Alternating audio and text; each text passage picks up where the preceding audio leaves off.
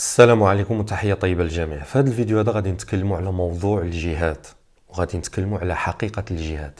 صراحة هذا الموضوع هذا تعتبر من أخطر المواضيع في العالم. هذا الموضوع هذا هو الموضوع الوحيد الذي لا يتقبل الأخطاء نهائيا. تقدر تخطف أي حاجة إلا في هذا الموضوع هذا، لأن هذا الموضوع هذا يتعلق بأرواح الناس. فإذا انت خطيتي فيما يتعلق بأرواح الناس فاعلم يقينا على أنك أنت غتعيش مشاكل، والمجتمع ديالك غادي يعيش مشاكل، وغادي يبقى في تخلف، وغادي يبقى في أزمات، وغادي يعيش الذل والهوان، وغادي يعيش الهلاك والدمار والخراب. فاعلموا يقينا على أن الأمة الإسلامية حاليا أساءت فهم الجهاد. فماشي صدفة احنا حاليا كل معاركنا هزائم، فماشي صدفة احنا حاليا كنعيشوا التخلف وكنعيشوا انهيار اجتماعي، انهيارات اقتصادية. هادشي هذا ماشي صدفة، وماشي صدفة ايضا بزاف ديال الابناء ديالنا كيعتنقوا الالحاد بسبب هذا الموضوع هذا. وماشي صدفة ايضا بزاف ديال الجماعات المسلحة اعتنقت التطرف واعتنقت الخراب والدمار وعقلية قتل الآخر وإلغاء الآخر. هادشي هذا كله ماشي صدفة، هادشي هذا كله كيتعلق بسبب أننا وقع لنا سوء فهم فيما يتعلق موضوع الجهاد. فلذلك احنا إن شاء الله في هذا الموضوع هذا غادي نتكلموا على حقيقة هذا الموضوع، وشنو هو سوء الفهم وشنو هو الإشكال اللي وقعت فيه الأمة الإسلامية. طبعا كما كتعرفوا موضوع الجهاد كاين واحد اختلاف كبير عليه، والقاعدة العلمية والفلسفية كتقول إذا اختلف في شيء ما فارجعوا إلى معنى الكلمة أو أصل الكلمة. بسيطة جدا، الجهاد كلمة مشتقة من بذل المجهود، يعني واحد الحاجة اللي كنبذلوا فيها المجهود، يعني بذل المجهود في كل شيء، في أي حاجة خطرت لك على بالك، في الصناعة، في الزراعة، في الابتكار، في العلم، في التطور، في النهضة، وأيضا فيما يتعلق بالقتال، يعني بذل المجهود في القتال، بذل المجهود في كل شيء. فلذلك المعني بالأمر النبي صلى الله عليه وسلم قسم مفهوم الجهاد إلى قسمين: الجهاد الأكبر والجهاد الأصغر. الجهاد الأكبر كل العالم ما مختلفينش فيه. الجهاد الأكبر هو فيما يتعلق ببذل المجهود في كل الأمور الاقتصادية، الزراعية، العلمية، الأخلاق، في كل شيء. صراحة خصنا نكونوا صادقين على أننا احنا الأمة الإسلامية مؤخرا تكاسلنا فيما يتعلق بالجهاد الأكبر. أما الجهاد الأصغر هو كل ما يتعلق بالقتال. هنا فين كاين الطامة الكبرى، وهنا فين كاين الإشكال، وهنا فين كاين الخلاف. الجهاد الأصغر الأغلبية الساحقة المسلمين وقعوا في سوء فهمه، كيعتقدوا على أن يجوز للمسلم أن يغزو بلاد الناس أو أن يبدأ العدوان على الطرف الآخر بحجة نشر الإسلام، وهذا ما قالوا لا الله ولا رسوله. وإحنا غادي نتكلموا في هذه النقطة هذه، واش فعلا الله ورسوله أمر المسلمين بقتال الناس بغير حق. غادي نتكلموا على كل الآيات، وأيضا غادي نتكلموا على آيات السيف والآية اللي كتقول قاتلوا الذين لا غادي نتكلموا على كل آية وكيفاش الناس أساءت فهمها. غادي نتكلموا يعني مرحلة بمرحلة باش تعرفوا حقيقة الأمر. طبعا كما قلت لكم الأغلبية الساحقة للمسلمين عندها هذه النظرية هذه أخطر نظرية. هذه النظرية إذا طبقتها فكن على يقين أنك مصيرك الهلاك والدمار. احنا شفنا بأعيننا. فالأغلبية الساحقة للمسلمين شنو كيعتقدوا؟ كيعتقدوا على أن يجوز للمسلم أن يقاتل الناس بغير حق. والطامة الكبرى كيعتقدوا على أن النبي صلى الله عليه وسلم كان يرسل رسائل للأمم يخيرهم بين ثلاثة: يا إما الإسلام، يا إما الجزية، يا إما القتل. تصور الأغلبية الساحقة للمسلمين كتبنى هذه النظرية، مع العلم أن هذه النظرية ما عندها حتى شي دليل.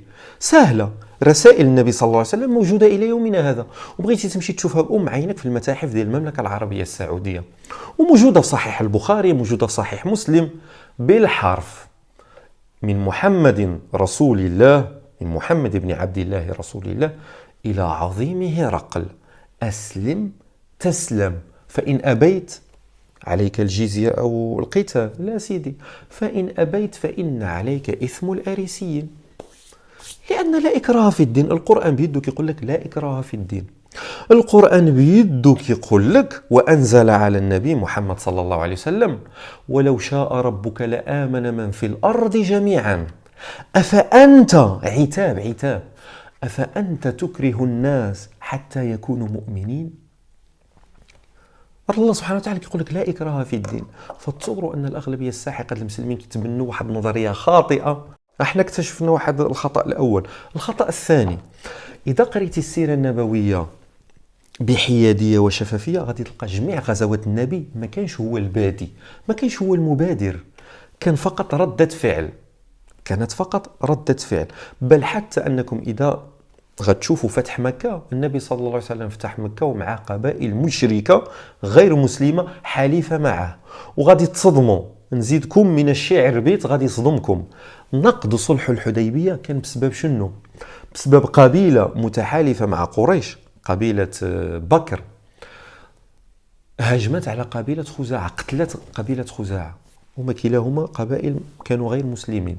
قبيلة خزاعة كانت حليفة مع النبي صلى الله عليه وسلم مع المسلمين، لأن واحد البند من صلح الحديبية كيقول من شاء فليدخل في حلف محمد فليدخل، ومن شاء فليدخل في حلف قريش فليدخل. خزاعة دخلت مع النبي صلى الله عليه وسلم وبكر دخلت مع قريش. بكر حاربت خزاعة فنقض الصلح. أصلا نقد صلح الحديبية وفتح مكة يعني باش تعرفوا الأمور ما عنده حتى علاقة بالعقيدة، عنده علاقة بالأرواح، بزهق الأرواح. إياك تخطف هذا الموضوع هذا. والطامة الكبرى المسلمين الأغلبية الساحقة كيتبنوا نظرية عادية. والله العظيم هذا أكبر دليل على أن نحن الأمة الإسلامية كنعيشوا واحد المشاكل كبيرة وكنعيشوا أزمات أخلاقية اجتماعية دينية عقائدية. راه كاين حديث صحيح: إذا تركتم الجهاد سلط الله عليكم ذلا. بمعنى شنو تركتم الجهاد؟ تركتم حتى مفهومه. لأن احنا شفنا جماعات مسلحة جهدت، شفنا جيوش عربية قاتلت وجهدت، ولكن باقي الأمة الإسلامية كتعيش الضعف والهوان.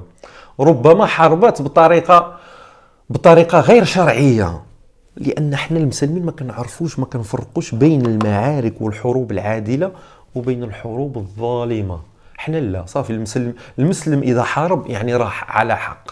مع العلم أن شيخ الإسلام ابن تيمية كيقول لك أن الله ينصر الدولة العادلة مهما كانت مسمياتها، ينصرها على الدولة الظالمة وحتى وإن كانت مسلمة. مع الأسف احنا تيهنا في المسميات. فلذلك الخطأ الكبير اللي وقعوا فيه المسلمين أنهم كيعتقدوا على أن يجوز لك أنك تمشي تحارب الناس. وأنا غادي نتكلمكم على الآيات. دابا أنا كنبغي نبدأ مرحلة بمرحلة من البداية حتى النهاية. الغزوات ديال الخلفاء الراشدين نفس الشيء، ما كانوش هم المبادرين بالعدوان. النزاعات والحروب اللي كانت بين الخلافة الراشدة وبين الإمبراطورية الفارسية، لأن الإمبراطورية الفارسية لعبت دور كبير في تحريض القبائل على السلطة المركزية في المدينة. احنا هضرنا على غزوة النبي، الأطراف الأخرى هي اللي كانت المبادرة. خيبر شحال وهي كانت قدام النبي عمره ما أداها. فوقاش وقعت غزوة خيبر؟ غزوة خيبر وقعت بعد غزوة الأحزاب، يعني خيبر شاركت في العدوان في الأحزاب. أي غزوة غتلقاوها من غزوات النبي غتلقى أنه مشى حارب الناس اللي بداوا به العدوان. حديث نبوي صحيح: أسالم من يسالمني وأحارب من يحاربني. هذا المنهج هذا هو اللي كاين موجود في مجلس الأمن.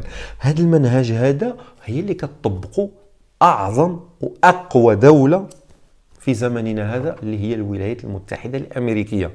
أعظم عادي، النبي صلى الله عليه وسلم قال لهرقل عظيم الروم: أنزلوا الناس منازلهم. النبي صلى الله عليه وسلم علمنا أن ننزل الناس منازلهم. هذيك الدولة عظيمة، دولة قوية، أصلا نعترفوها. ما عجبتكش هذاك شغلك.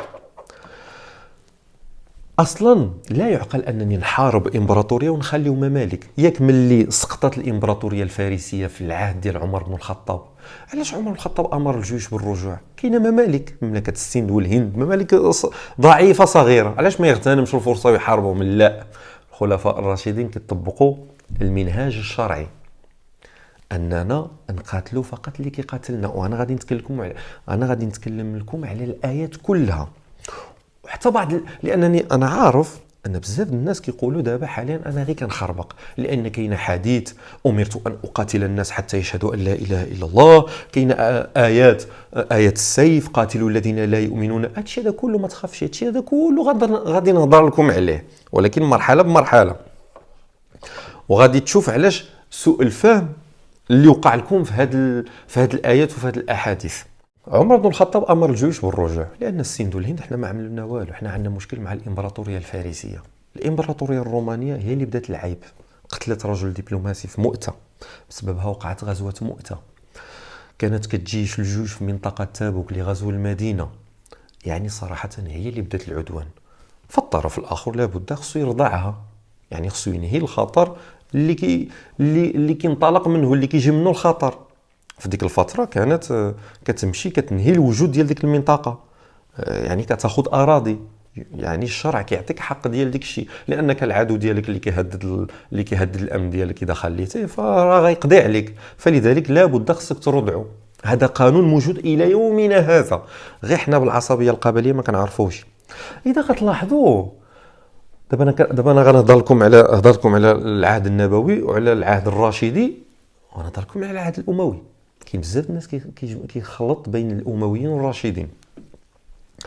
في غزوه العبادله، قبل غزوه العبادله انا قلت لكم الامبراطوريه الفارسيه سقطت. الامبراطوريه الرومانيه ملي شافت راسها غتنهار، ملي شافت راسها صافي نهارت، ملي شافت راسها صافي فقدات مصر، ومصر كان هو اللي كيعطي الامن الغذائي للامبراطوريه البيزنطيه، هنا رفعت يدها واستسلمت. رسلت رجل دبلوماسي يوقع اتفاقيه الصلح. عمر بن الخطاب علاش ما يغتنمش الفرصه وينهي الوجود ديالهم؟ كيطبق الشرع، فان جنحوا للسلم فاجنح لها وتوكل على الله. فان جنحوا للسلم فاجنح لها، طبق هذا المفهوم، مع العلم انه وصلت لواحد المرحله ديال الضعف، شافت راسها مصر مشات. ملي مات عمر بن الخطاب رضي الله عنه، سنين قبل ما يموت عمر بن الخطاب كانت الامه الاسلاميه ما كتجاهدش. عمر الخطاب اهتم بالنهضه واهتم بالازدهار، لان بزاف الاشياء تبدلت في العصر ديال عمر الخطاب، لان الدول ملي كتهتم بالحروب ما صراحه ما يعني النهضه والازدهار ما كيكونش، قليل يعني بواحد المرحله قليله. ملي مات عمر بن الخطاب جاء عثمان بن عفان. الاستخبارات البيزنطيه وصلت لهم معلومه على ان هذا الخليفه هذا ضعيف، تستحي منه الملائكه والى اخره. قرروا انهم يرجعوا الاراضي اللي خسروها في العهد ديال عمر بن الخطاب عند ابي بكر الصديق. فاول ما غادي يبداوه هو استرجاع مصر، شي حاجه مهمه مصر. فنظموا حمله من جزيره قبرص، كان عندهم اسطول بحري، المسلمين ما كانش عندهم اسطول بحري، ومن افريقيا اللي هي تونس. عثمان بن عفان غادي يوري لهم انه ضعيف. عثمان بن عفان رضعهم، اسس اسطول بحري ومشى سيطر على قبرص، واسس جيش عرمرم مشى هجم على افريقيا اللي هي حاليا تونس، وانتصروا المسلمين انتصار ساحق في غزوة العبادلة. الإشكال الكبير هنا غتعرفوا المنهج ديال الخلفاء الراشدين اللي حنا ما عندنا حتى علاقة معاه، ونسينا هذا المنهج. حنا كنتاجوا نهج أموي، وأنا غادي نبين لكم. الخليفة عثمان بن عفان أمر الجيوش بالرجوع. علاش ما يأمرهمش أنهم يفتحوا المغرب الأوسط والمغرب الأقصى؟ علاش أمرهم بالرجوع؟ لأنه أيضا يطبق شرع الله، قاتلوا في سبيل الله الذين يقاتلونكم ولا تعتدوا. على فكرة حتى شيخ الإسلام ابن تيمية في مجموع فتاوي عنده هذه الفتوى، يقول لك القتال فقط لمن يقاتل، مصداقا لقوله سبحانه وتعالى قاتلوا في سبيل الله الذين يقاتلونكم ولا تعتدوا.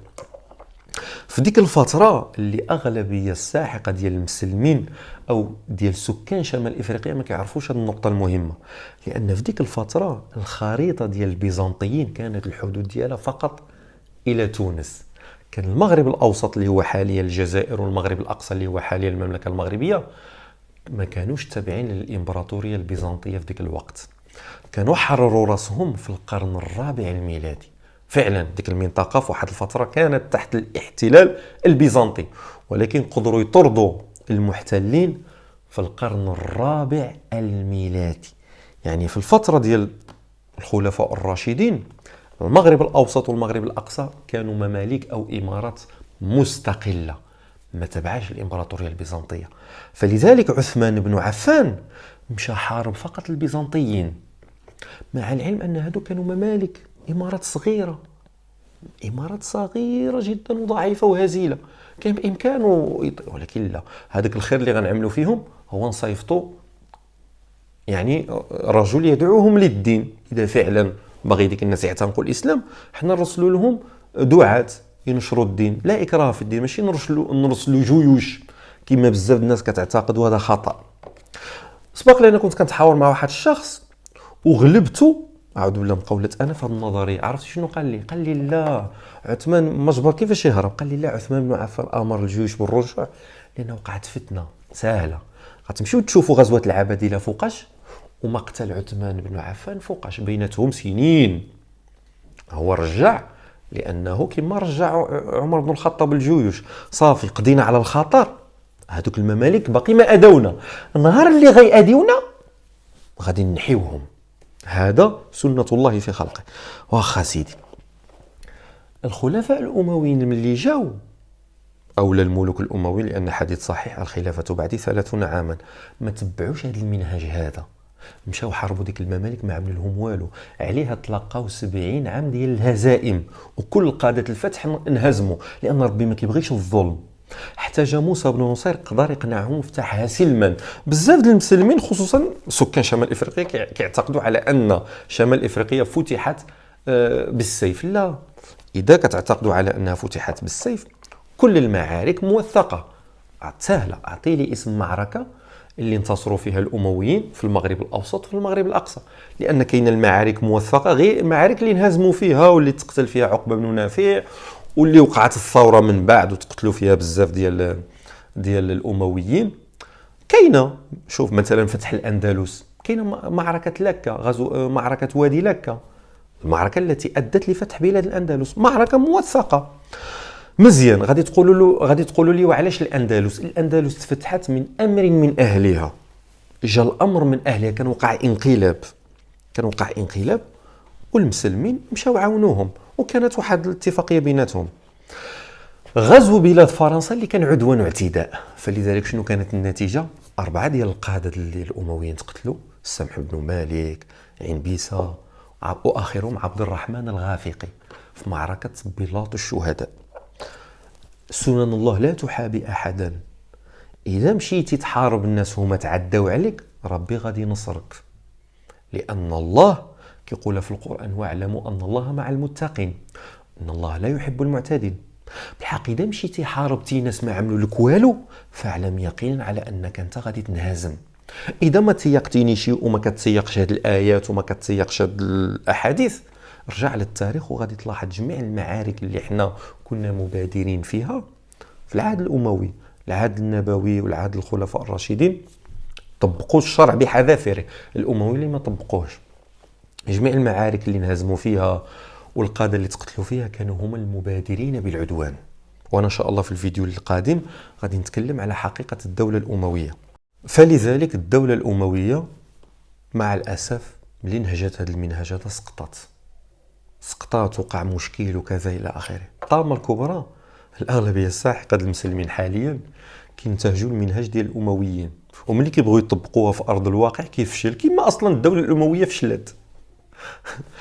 شحال ديال الجماعات مشات بدات العدوان وانهزمت، جيوش عربية مشات بدات العدوان وانهزمت. احنا مع الأسف كنعتقدوا على أن الملائكة تقاتل معنا. الملائكة فوقاش غتقاتل معاك؟ هي نهار اللي انت غادي تكون معتدى عليه. دابا غادي نمشيو لكم على الآيات وحده بوحده باش تعرفوا الإشكالية والطامة الكبرى اللي وقعت للمسلمين. أول آية وقعت أول آية نزلت في القرآن في الجهاد، أذن للذين يقاتلون بأنهم ظلموا وأن الله على نصرهم لقدير. شوف بلاغة الكلام، الذين يقاتلون. ماذا يعني يقاتلون؟ يعني المفعول به، لأن كاين واحد القاتل هو اللي بدا العدوان. القاتل ملي كيبدا العدوان على هذا اللي كتعتبر يقاتل، فالله غينصر هذا.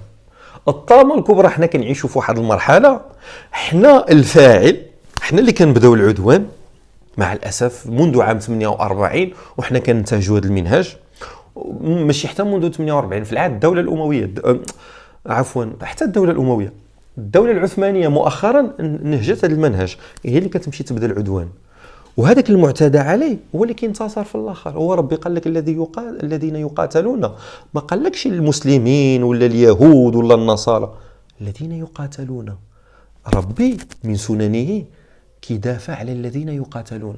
حنا مع الاسف في كل فتره كنكونوا حنا الفاعل، كنمشيو نحاربوا هذا، وملي هذا ينوض وربي كينصرو دائما في كل مرحله، ملي كينوض يضربنا عادك حنا كنبقاو نقولوا اذن للذين يقاتلون بانهم ظلموا.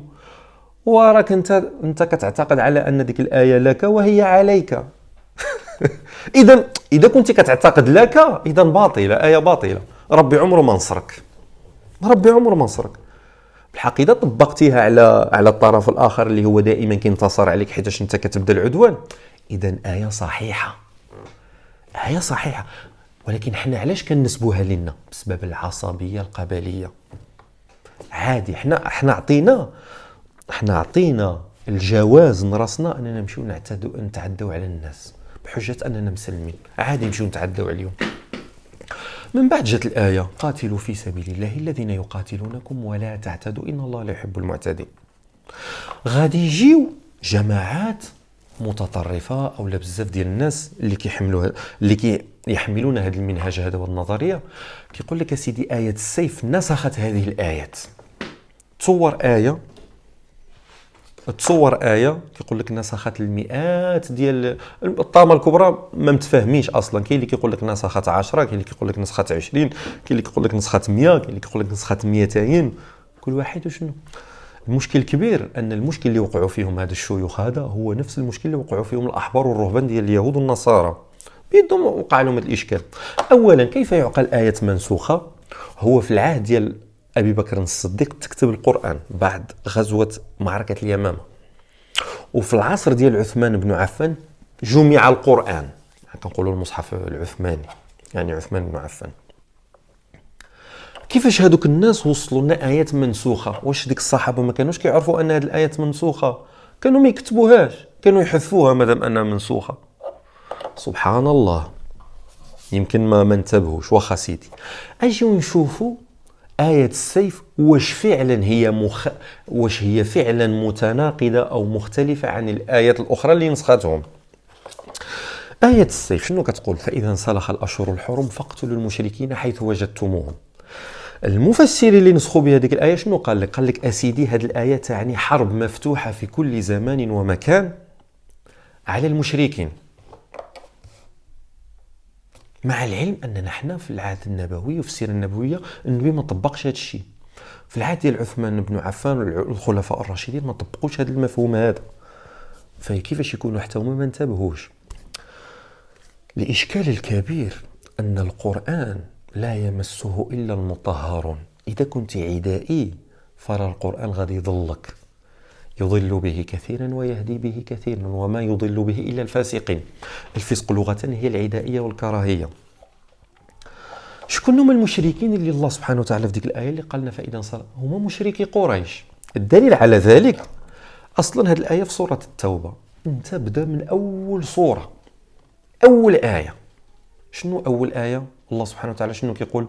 براءة من الله ورسوله. الله بن من كيتبرى، براءة من الله ورسوله إلى الذين عاهدتم من المشركين. كيفاش ربي كيتبرى من هذوك الناس اللي المسلمين عاهدوهم؟ شكون؟ إذا قرينا السيرة النبوية غادي نلقاو أن المسلمين عاهدوا مشركي قريش في صلح الحديبية. ملي نقضوا ديك الصلح نزلت براءة كتبرى منهم، صافي. المسلمين واش عاهدوا كل المشركين ولا غير مشركي قريش؟ غير مشركي قريش. فلذلك الآية بالغة، الذين عاهدتم من المشركين، من التبعيضية، يعني بعض من المشركين الذين عاهدتم. في جميع السياسة العسكرية والاستراتيجية العسكرية كتكون مرحلتين. المرحلة الأولى وضوح الهدف، والمرحلة الثانية ضرب الهدف. الآية الأولى كتوضح لك شكون هو الهدف، براءة من الله ورسوله إلى الذين عاهدتم، هذا هو الهدف. المرحلة الثانية كتجي آية السيف، فإذا انسلخ الأشهر الحرم فاقتلوا المشركين. شمن المشركين؟ مشركين الذين عاهدتم. أنا ما مقتنعش كيفاش المشركين، علاش ربي ما قالش مشركي قريش؟ أنا غنقول لك علاش ما قالش مشركي قريش، ولكن بلاتي نزيد نقنعك. المرحلة الثالثة كتجي مرحلة العتاب، هذه هو الدليل القاطع على أن المشركين المعنيين بالأمر هم مشركي قريش. مرحلة العتاب شنو الله سبحانه وتعالى كيقول من سورة التوبة؟ ألا تقاتلون قوما نكثوا أيمانهم وهموا بإخراج الرسول وهم بدأوكم أول مرة. بالله عليك إذا قريتي السيرة النبوية شكون هما هاد الصفات ديال هاد الثلاثة؟ نكثوا أيمانهم، مشركي قريش هما اللي نقضوا العهد، نقضوا الصلح. هموا بإخراج الرسول، هما اللي خرجوا أصلا من اللي كان في مكة. وهم بدأوكم أول مرة، قريش هي اللي بدات العدوان من الأول، سواء من اللي كانوا في مكة ولا اللي مشاو هاجروا المدينة. واخا مشاو هربوا المدينة كان باقي كيقتلوهم. إذن هذيك الآية ديال آية السيف مشركي قريش، أصلا هذه الآية هذه ما كتختلفش على الآيات الأخرى باش حنا نسخوا بها الآيات الأخرى.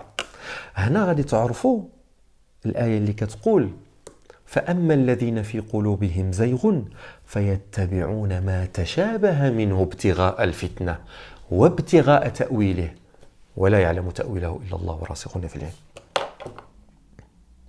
أنت مخلي العشرات الآية أذن للذين يقاتلون بأنهم ظلموا قاتلوا في سبيل الله الذين يقاتلونكم ولا تعتدوا إن الله لا ينهاكم عن الذين لم يقاتلوكم في الدين ولم يخرجوكم من دياركم أن تبروهم وجادلهم بالتي هي أحسن. عشرات الآيات خليتيهم كاملين محكمات ومشيتين هذه المتشابهة. متشابهة يعني هي كتشبه لهم، غي أنت ما كتعرفش الخطاب الرباني.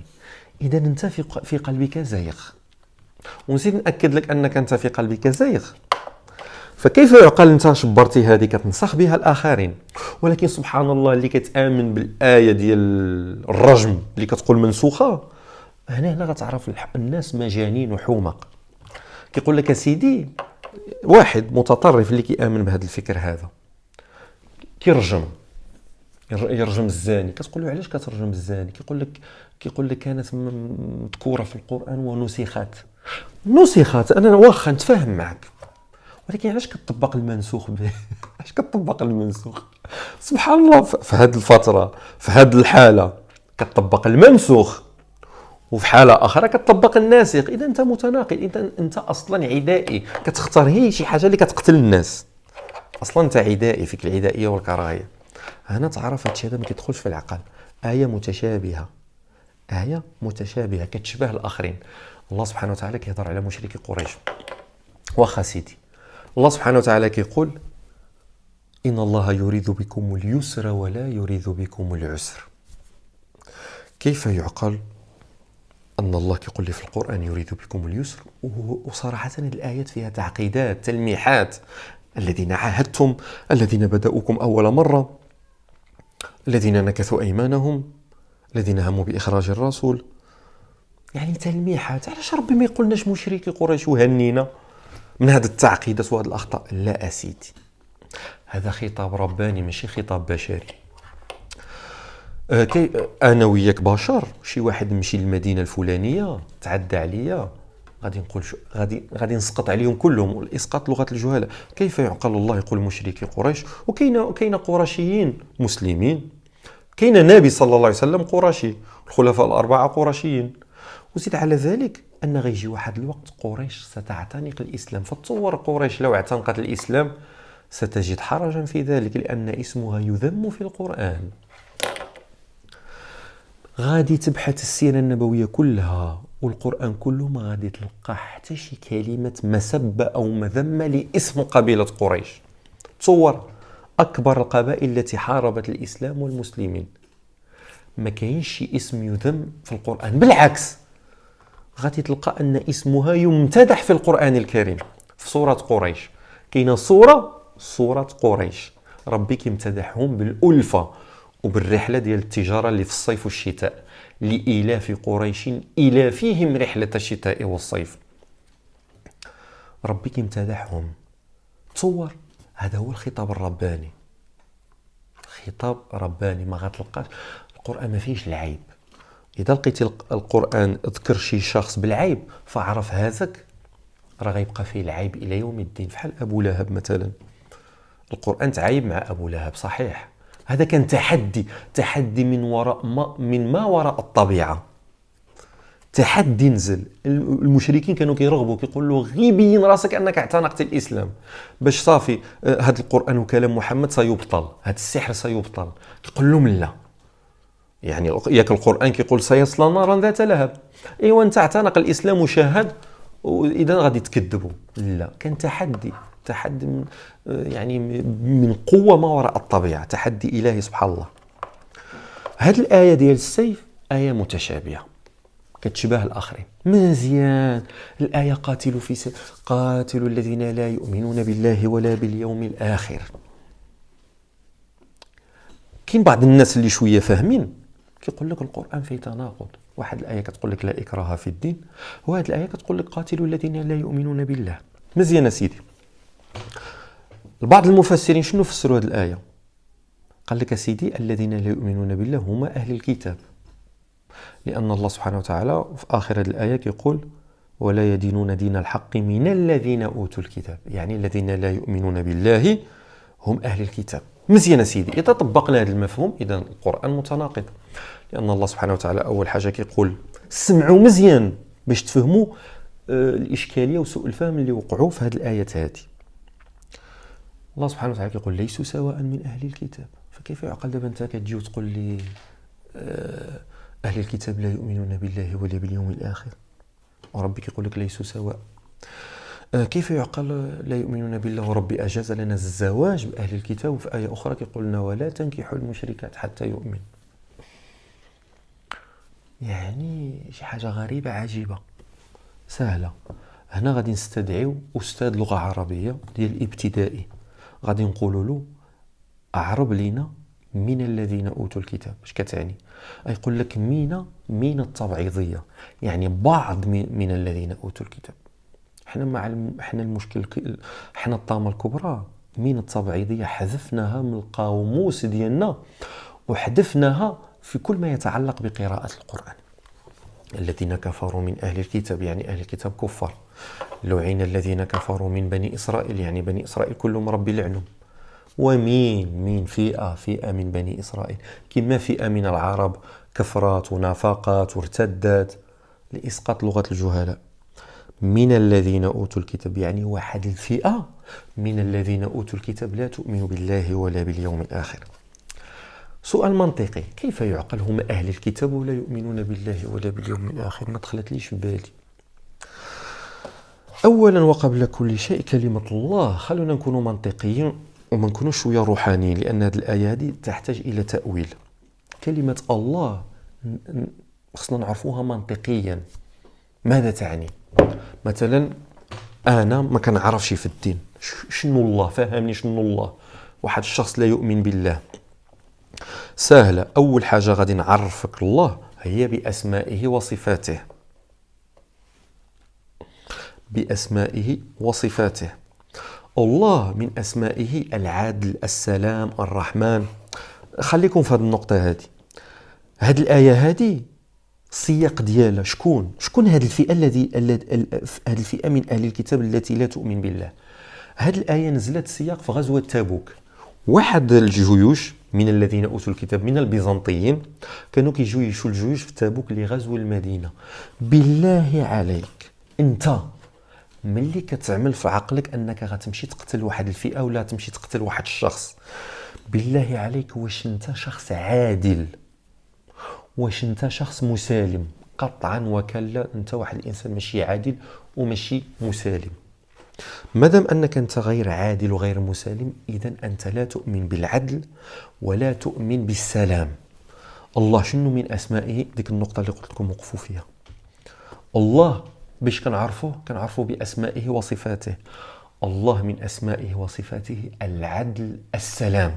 إذن قاتلوا الذين هادوك الذين لا يؤمنون بالعدل ولا بالسلام، وما كيأمنوش باليوم الآخر.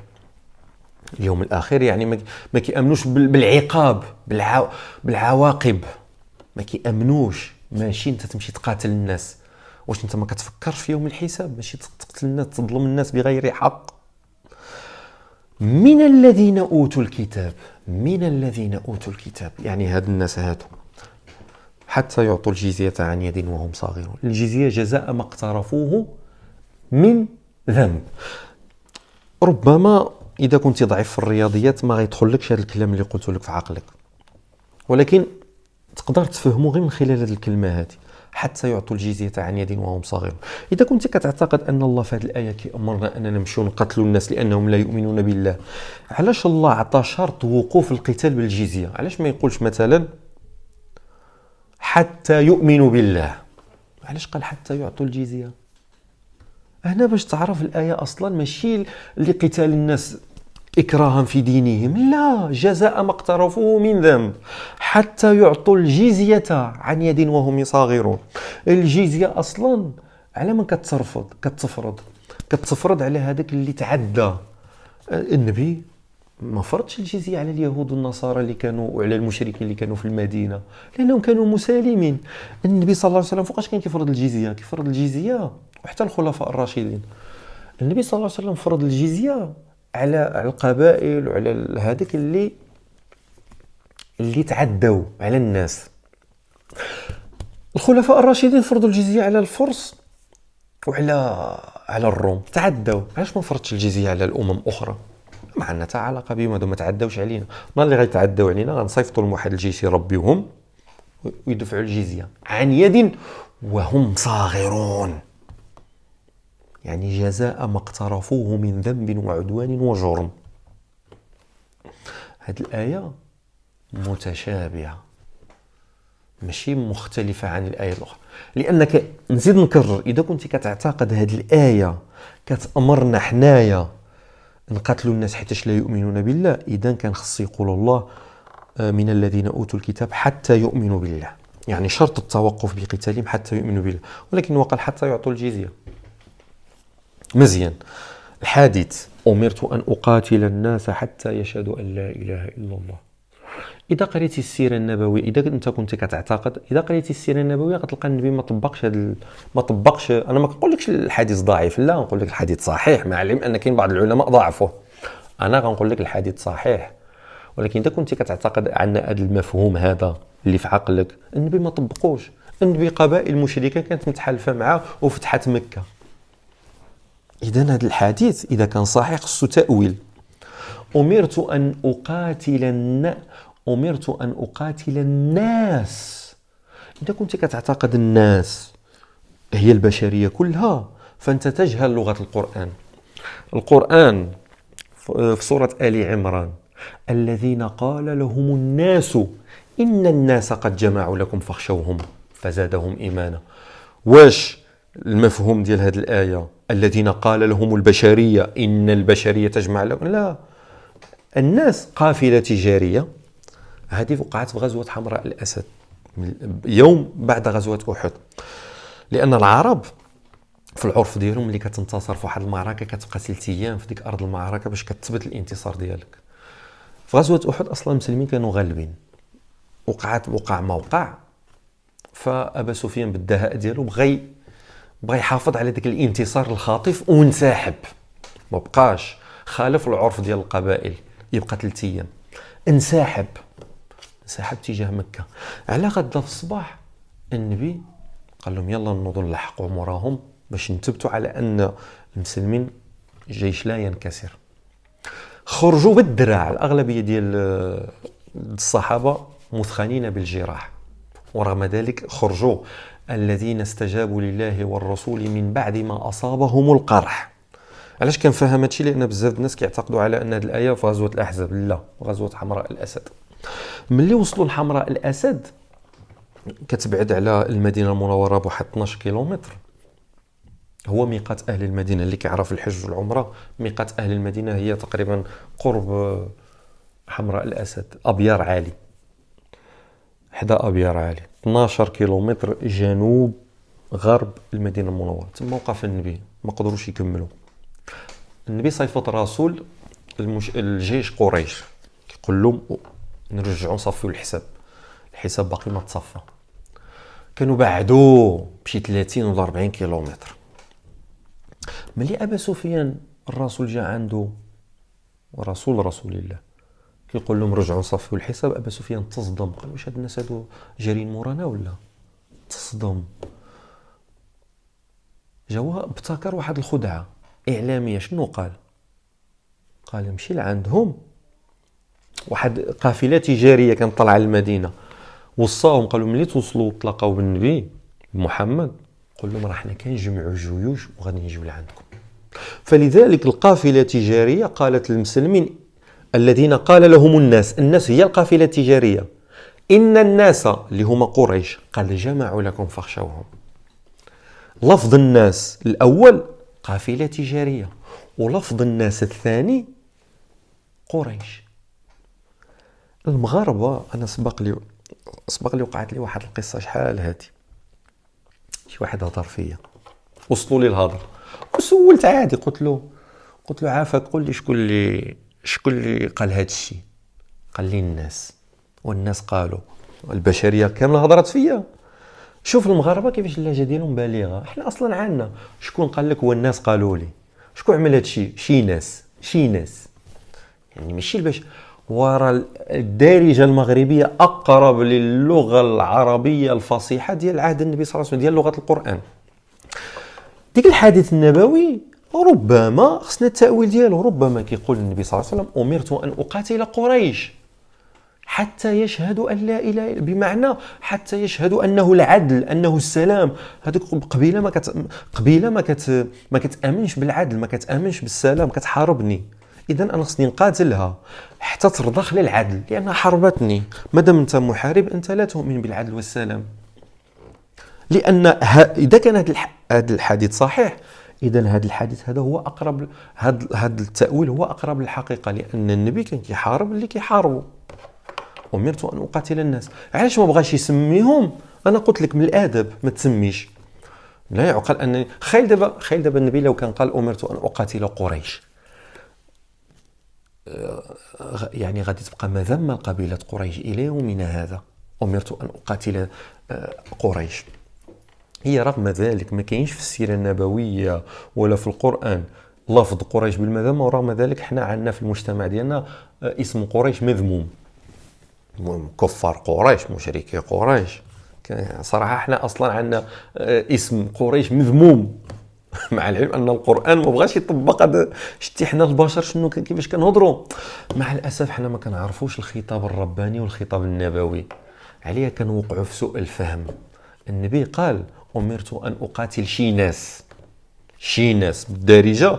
امرت ان اقاتل شي ناس حتى يشهدوا انه العدل، حتى يشهدوا انه السلام، حتى يشهدوا ان الله هو الرحمه. ما فيكم لا رحمه، ما فيكم ما مسالمين ما عادلين. فين باغيين توصلوا؟ اذا خصني نقاتلكم باش نربيكم. وديك الشيء اللي وقع في الاخر. شنو قريش راه دخلت لي العدل، واخا ما اعتنقتش الاسلام.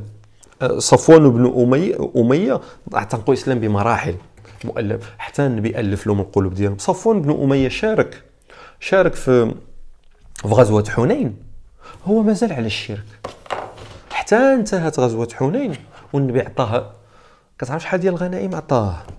هذاك سلم. هذوك من المؤلفه قلوبهم. شفتوا سوء الفهم اللي وقعنا فيه احنا المسلمين؟ كانت بدنا واحد النظريه هي ما عندها حتى علاقه بالدين الحق، بالدين الصحيح. عباد الله، في قوانين مجلس الامن الحرب للدفاع هو اللي كاين في القران وفي السنه. طبعا النبي صلى الله عليه وسلم جاء في واحد المرحله بيئه سياسيه التركيبه ديالها يعتمدون على السلب والنهب. جاء في واحد الفتره اللي القبائل كلها كتحاربوا، فانت لابد خصك ترضعهم، باش على الاقل يحترموك، او لا على الاقل يكفوا العدوان ديالهم عليك.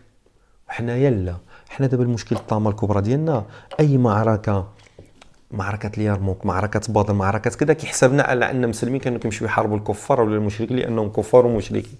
لا سيدي، خطا. خصنا التوعيه. احنا المشكله الكبير ديالنا تبنينا هذه العقليه وصعيب نزولوها من العقل ديالنا. قضيه جهاد الدفع جهاد الطلب ما كاين حتى شي فرق بيناتهم.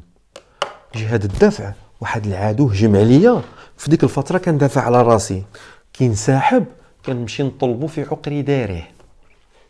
النبي صلى الله عليه وسلم قبل الفتح طلب عدوه في عقر داره في غزوه بني عبد المصطلق، لان بزاف العلماء كيقول لك وقعوا في الاشكاليه حتى هذه. يقول لك كاينه جهاد الدفع في فتره وكاينه جهاد الدفع في جهاد الطلب في فتره. لا سيدي، على حسب واش انت مقيد تمشي تعمل الغزو ولا ماشي مقيد. اذا كانت عندك القوه تمشي تطلب العدو ديالك في عقر داري راه غتمشي. اذا عندك البوارج وحاملات الطائرات وكذا ترسانه عسكريه مشي. اذا ما عندكش حاول تختار شي استراتيجيه اخرى كما عمل النبي صلى الله عليه وسلم. النبي صلى الله عليه وسلم اللي عطى ربي الاذن باش يحارب قريش، واش الجيش مشى هيداك هجم على مكه؟ لا، ما هو كيفكر قائد عسكري. اول حاجه بدا بقطع الخطوط التجاريه، لان التمويل ديال قريش كان بالتجاره. انا غادي نضعف ديك الكيان اولا، نضعفو، نكتسب شويه الحلفاء. ديك الساعه عادي. شوف بني عبد المصطلق ما كانتش واحد القبيله قويه بحال قريش. النبي مشى هجم عليها ضرب في الساعه الاولى ملي بدات العدوان.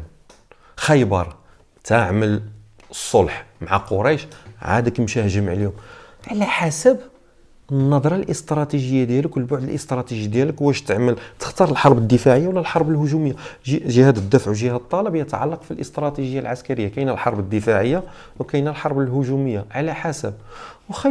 وخير وسيله للدفاع هي الهجوم. المهم باش ما نطولش عليكم، انا والله العظيم حاولت ما امكن نختصر. سمحوا لي بزاف، انا ما كيعجبنيش نعمل فيديوهات طوالين، واصلا ليس في صالحي ولا في صالح القناه ولا في صالح اليوتيوب ولا في صالح اي حاجه، ولكن حاولت ما امكن نبدا مرحله بمرحله. مع الاسف الاخوان ديالنا والاولاد ديالنا والمواطنين ديالنا كيعتنقوا الالحاد بسبب المفهوم السيء ديال الاغلبيه الساحقه للمسلمين، وربي غيحاسبهم. ربي ربما يقول لهم انتم عندكم الحق، انتم تركتوا واحد الحاجه اصلا باطله من الاساس. هو اعلم بمن ضل عن سبيله وهو اعلم بالمهتدين. ربما ذاك الملحد بدا يفكر، ربما انت خطيتي واحد الخطوه صحيحه ولكن زيد كمل. لان اذا لاحظتي انت الملحد عندك نفس النظريه ديال الداعشي المتطرف، حتى هو كيامن بنفس المفهوم ديالك. غير شنو الفرق بيناتكم؟ الملحد معارض لا يؤيد هذا المفهوم، والمتطرف الداعشي يؤيد هذا المفهوم. يعني انتوما وجهان مختلفين لعملة واحدة. انتوما عملة واحدة كتآمنوا بنفس النظرية، ولكن انت ضد هو مع. على كل حال انت كتعتبر افضل منه، ولكن باقي خصك تزيد الخطوة اخرى. باقي خصك تزيد تتأكد واش فعلا ديك المفهوم قالوا الدين ديالنا، قالوا الدين الإسلامي. غتكتشف أنه ما قالوش. إذا أنت مصر على أن الدين قالوا، إذا أنت أصلا كنتي عندك نفس العقلية ديال المتطرف. قل ما تعتنق الإلحاد، أنت أصلا عدائي كنتي. لأن فعلا أغلب الناس اللي كيعتنقوا الإلحاد كيكون عندهم مفاهيم متطرفة. أنا ما كنظنش مثلا هذوك الناس اللي وسطيين ومعتدلين اعتنقوا الإلحاد مثلا، الله أعلم، أنا ما أعرف هذا الشيء هذا. ولكن الحقيقة هي هذه: الدين لا يأمر نهائيا بقتل الناس بغير حق. بالعكس، الدين الإسلام هو أكثر الأديان اللي أعطى الحق. أصلا قال لك القصاص، إذا قتلتي شي شخص العقوبة ديالك القتل. يعني باش حتى واحد ما يفكر أنه يعاود يقتل شخص. يعني ما كاينش شي دين أعطى أقصى عقوبة القصاص. يعني كيحترم النفس. وأيضا الآية الأخرى اللي كتقول: من قتل نفسا بغير نفس أو فساد في الأرض فكأنما قتل الناس جميعا. كتر من هادشي هذا. عليها أي جماعة مسلحة إذا انتهجت المنهج هذا، قتل الآخر بغير حق، فاعلم يقينا على أنك أنت اللي غتهلك. مثال معروف: باش ما قتلتي غتقتل. بيت شعري باللغة العربية: إذا حملتي السيف فستواجه بالسيف. معروفة. إذا مشيتي حاربتي الناس، لأن الناس من الفطرة ديالهم غريزة ديالها كتكره الظلم، فانت اذا مشيت تظلم الناس بحجه فتح البلاد ولا العباد ولا ما عرف شنو في عقلك، هذاك ما غيرضاش بكل الاحوال، ما غيرضاش وغادي يقاوم الى اخر قطره دم. فانت اللي غتمحن ماشي هو عنده واحد المبدا. فكنتمنى تكونوا استفدتوا، وتحياتي لكم، السلام عليكم ورحمه الله.